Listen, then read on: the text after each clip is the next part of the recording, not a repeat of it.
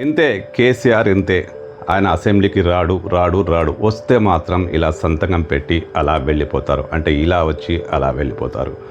కేసీఆర్ ఏదో పోరాటం చేస్తారు, ఏదో తోలు తీస్తారని ఆశించిన అభిమానులకు ఖచ్చితంగా ఇది నిరాశ కలిగించే విషయమే. శాసనసభకు వచ్చిన కేసీఆర్ తన కార్యాలయంలో హాజరు పట్టికలో సంతకం చేసి శాసనసభలో 3-4 నిమిషాలు మాత్రమే గడిపి సంతాప తీర్మానంపై మౌనం పట్టించుకోకుండా ఆయన సభ నుంచి బయటికి వెళ్ళిపోయారు.